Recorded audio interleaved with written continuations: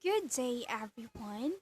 So, for today, we will be discussing to you our assigned topic, which is the animal physiology and morphology. So, for our introduction topic, we will start off by knowing what is animal physiology. Physiology is the study of functions of living organisms. This field is a very large and can be divided into animal physiology, plant physiology, bacterial physiology, and viral physiology. This chapter will provide an integrated understanding of animal physiology and morphology.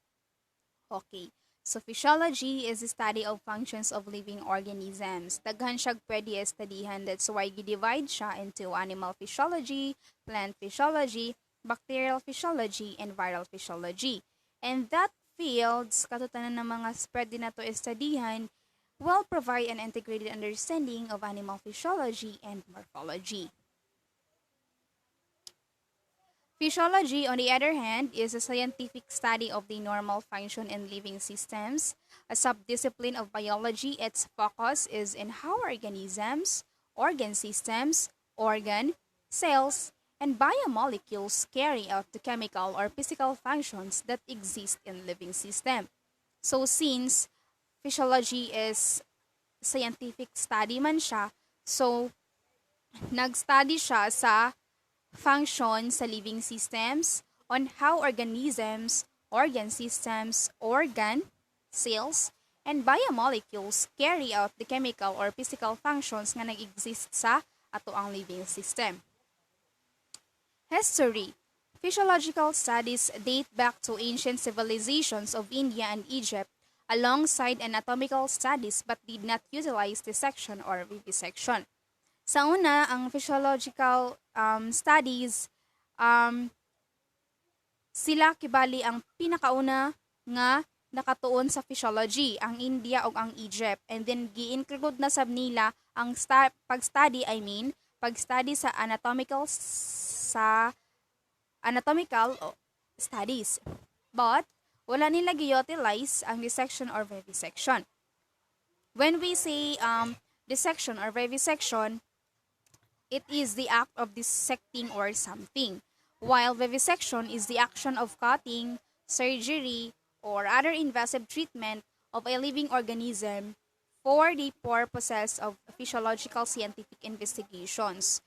Kung mabantayan ninyo sa una man gid na physiologists, nag-study sila, but dili wala kay sila wide na knowledge. Like somehow karon man jud is nanay mga surgery, nanay mga invasive treatment, unlike sa una is wala pa.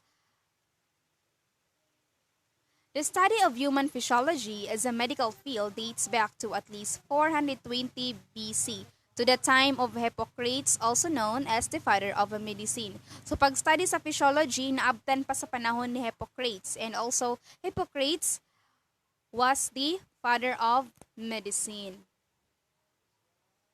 Hippocrates incorporated his belief system called the theory of humors, which consisted of four basic substances: the earth, water, air, and fire.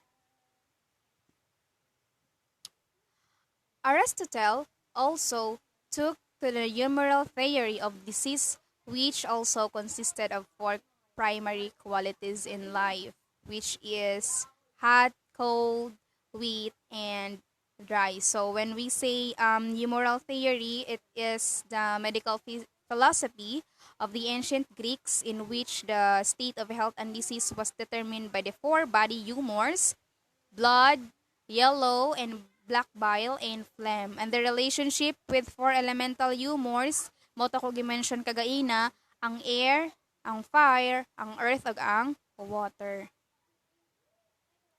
Claudius Galenus, known as Galen of Pergamum, was the first to use experiments to prove the functions of the body. So si Galenus, usa siya ka experiment, siya ang nag-experiment sa functions sa mga body. And Galen was also the founder of experimental physiology, and for the next 1,400 years, Galenic physiology was a powerful and influential tool in medicine. Siya pa ang founder sa experimental sa physiology, siya pa gyud ang powerful, influential tool sa medicine. So, muna ang background ni Claudius Galenos.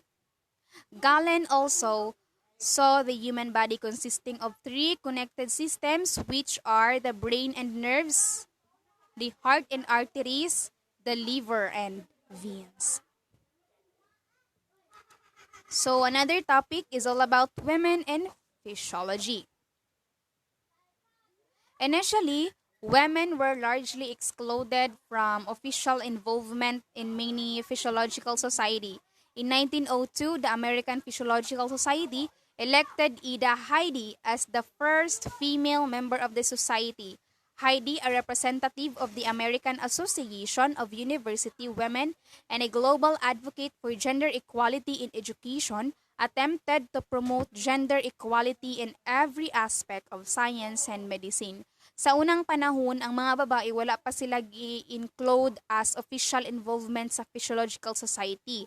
However, pag-abot og 1902, ang American Physiological Society nag-elect sila og usa ka representative sa namo-represent sa American Association of University Women, and gi-advocate nila si Ida Heidi nga mag-promote sa gender equality in every aspect of science and medicine. Okay, there are many ways to categorize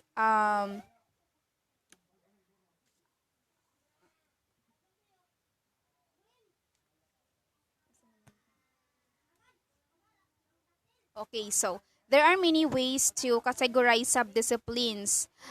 First is based on the texts studied.